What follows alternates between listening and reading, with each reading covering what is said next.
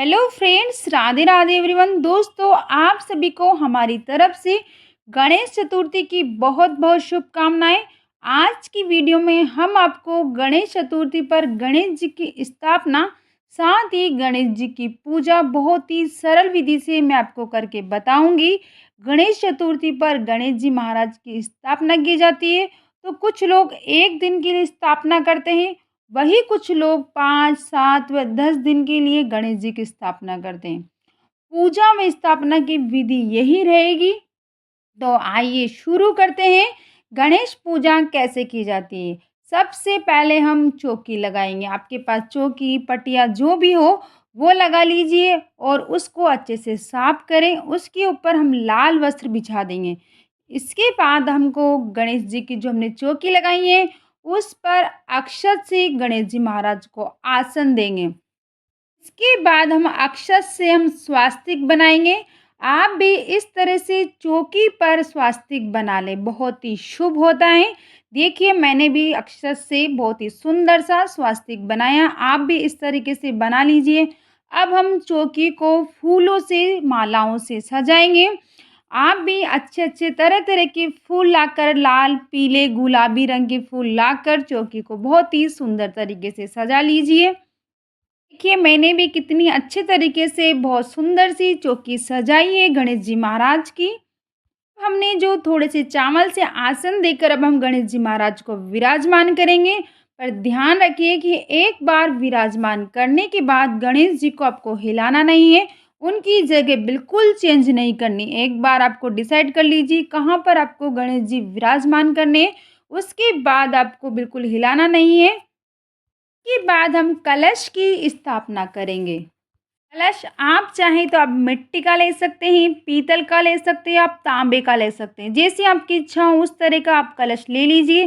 पर ध्यान रखिए कि आपको स्टील का कलश नहीं लेना है। मैंने मिट्टी का कलश लिया है। उसमें अब जल भरकर, पूरा कलश को हम जल से भर देंगे। उसमें 2 या 3 बूंदे गंगा जल के डालकर जल को शुद्ध कर लेंगे। उसमें अब हम एक हल्दी की गांठ डालेंगे। अगर आपके पास एक हल्दी की गांठ नहीं है तो आप, पूरी हल्दी नहीं मिल पाए तो आप हल्दी पाउडर भी डाल सकते हैं उसमें। और एक रुपये का सिक्का डाल दीजिए। साथ ही एक पुष्प और एक दुर्वा घास हम डाल देंगे। इसी के साथ हम एक नारियल लेंगे। नारियल पर मौली धागा बांध देंगे। आप चाहें तो नारियल के ऊपर पैसे, 10 का नोट या 20 रुपये, आप जो चाहें बांध सकते हैं। ऐसा कोई ज़रूरी नहीं है। अगर नहीं बांधे तो भी चलेगा। मौली धागा ज़रूर से बांधना है। कलश के ऊपर नारियल को हम सीधा मुँह करके ऊपर रखेंगे। और कलश पर रखने के बाद अब हम कलश की स्थापना करेंगे। जहाँ भी आप कलश रखें वहाँ पर थोड़े से अक्षत रखकर कलश की स्थापना करें। गणेश जी की सीधी तरफ, सीधे हाथ की तरफ आपको कलश की स्थापना करनी है। अब हम 2 सुपारी लेंगे। हम गणेश जी के साथ रिद्धि सिद्धि माता को भी विराजमान करेंगे। तो हमें 2 सुपारी लेनी है और अक्षत का आसन देकर दोनों सुपारी पर रिद्धि सिद्धि माता मानकर उनकी अब हम पूजा करेंगे। अब हम पूजा शुरू करते हैं। सबसे पहले हम जल से शुद्धिकरण करेंगे। दूर्वा घास से सबको स्नान कराएंगे। सबसे पहले हम गणेश जी महाराज को स्नान कराएंगे, साथ में कलश पर और रिद्धि सिद्धि माता को भी जल से स्नान कराएंगे। भाव स्वरूप आपको स्नान कराना है। इसी के साथ अब हम गणेश जी महाराज को चंदन से तिलक करेंगे। बाकी रिद्धि सिद्धि को और कलश को हम रोली से तिलक करेंगे। कलश पर तिलक लगाएंगे, साथ ही हम कलश पर स्वास्तिक बनाएंगे। आप भी ज़रूर से बनाएं। देखिए, मैंने भी कलश पर स्वास्तिक बनाया है। आप चाहें तो तिलक भी आप कर सकते हैं, पर स्वास्तिक तो आपको बनाना ही है। इसी के साथ हम कलश पर कलावा बांधेंगे, क्योंकि ये भी बहुत शुभ होता है। कलश की हमको पूजा करनी है। साथ साथ आप चाहें तो पहले आप कलश की पूजा कर लीजिए, बाद में गणेश जी की पूजा करिए। आप साथ साथ भी कर सकते हैं, जैसी आपकी इच्छा हो। अब इसी के साथ हम गणेश जी महाराज को पुष्प अर्पित करेंगे। तो हो सके तो लाल रंग के पुष्प गणेश जी को पसंद, बहुत ही अति प्रिय है, तो लाल रंग के पुष्प चढ़ाएं। और बाकी आप रिद्धि सिद्धि को कलश पर आप पीले रंग के पुष्प भी आप अर्पित कर सकते हैं। पुष्प समर्पित करने के बाद हम गणेश जी को कलावा समर्पित करेंगे। वस्त्र स्वरूप आपको गणेश जी महाराज को कलावा समर्पित करना है। साथ ही रिद्धि सिद्धि पर, कलश पर कलावा समर्पित करेंगे। और अब हम गणेश जी महाराज को दुर्वा समर्पित करेंगे। जी हाँ, आपको 21-21 दुर्वा आपको बाँध लेनी है, दोनों तरफ गणेश जी महाराज की दुर्वा समर्पित करनी है, क्योंकि गणेश पूजा में दुर्वा का बहुत ही अधिक महत्व होता है।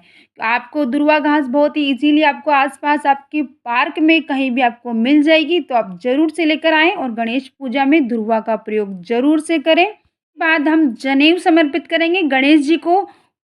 हो सके तो जनेऊ आपको स्थापना के दिन भी गणेश जी महाराज को समर्पित करनी है और अंतिम दिन जब आप विसर्जन करें, उस दिन भी आपको गणेश जी को जनेऊ ज़रूर से समर्पित करनी है।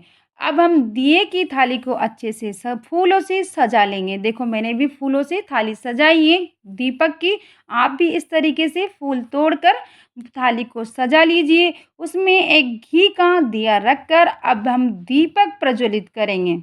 इसी के साथ अब हम दक्षिणा चढ़ाएँगे। आप जितनी चाहें आप दक्षिणा चढ़ा सकते हैं, जितनी आपकी श्रद्धा हो। दक्षिणा एक ही बार चढ़ाएँ, या तो आप स्थापना के दिन चढ़ा दीजिए या फिर विसर्जन के दिन। अब हम गणपति जी को भोग लगाएँगे, तो सबसे पहले मैं गणेश जी महाराज को पंचमेवे का भोग लगाऊँगी। उसके बाद नारियल में गुड़ रखकर, एक कटा हुआ नारियल ले लीजिए, उस पर गुड़ रखकर आपको भोग लगाना है। ये भोग आपको गणेश जी जितने भी दिन आपके घर पर स्थापना में रहें, 5, 7, 10 दिन, उतने ही दिन तक आपको गणेश जी के पास उस भोग को रखा रहने दें। बाकी फल, लड्डू आप रोज़ चेंज कर सकते हैं, दोबारा से उन भोग को आप बाँट दीजिए, फिर अगले दिन नया भोग आप लगा सकते हैं। लेकिन जो आप नारियल का भोग लगाएँगे, इसको आपको 10 दिन तक वहीं गणेश जी के पास रखा रहने दीजिए। भोग को आपको उठाना नहीं है। अब हम फल का भोग लगाएँगे। हो सके तो आप 5 तरह के फलों का भोग लगाइए। अगर अब नहीं मिल पाते, नहीं हो पाता है, तो आप 2 तरह के फल का भी आप भोग लगा सकते हैं। अब हम गणेश जी को लड्डू व मोदक का भोग लगाएँगे। गणेश जी को सबसे अति प्रिय भोग है वो लड्डू व मोदक का है। तो गणेश जी महाराज को हम लड्डू का, मोदक का भोग लगाएँगे। इसके बाद सीधे हाथ में पुष्प व चावल लेकर गणेश चतुर्थी की कथा हम सुनेंगे और कथा सुनने के बाद हमने जो चावल पुष्प दाएं हाथ में लिए हैं वो गणेश जी के चरणों में हम समर्पित कर देंगे।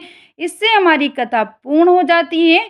अब हम गणेश जी महाराज की आरती करेंगे, धूप दीप दिखाएंगे और घर के सभी सदस्य गणेश जी महाराज की एक एक करके आरती करेंगे। बड़े ही प्रेम भाव से हमको गणेश जी महाराज की आरती करनी है और आरती करने के बाद हाथ जोड़कर पूजा में रही कमियों की हम क्षमा याचना करेंगे। और गणपति एक विघ्नहर्ता हैं, हमारे दुखों को हरने वाले हैं। तो आपको मनोकामना में आपकी जो भी दुख है या मनोकामनाएं हैं वो गणेश जी महाराज से आपको बोलनी है, प्रार्थना करनी है। इस तरह से गणेश जी की पूजा पूर्ण होती है। दोस्तों बहुत ही सरल सी विधि है जो मैंने आपको बताई है। आप भी इस तरीके से गणेश जी महाराज की स्थापना करें, पूजा करें। अगर आपको हमारी वीडियो पसंद आई हो तो वीडियो को लाइक ज़रूर से करना और शेयर करना और चैनल को सब्सक्राइब करना।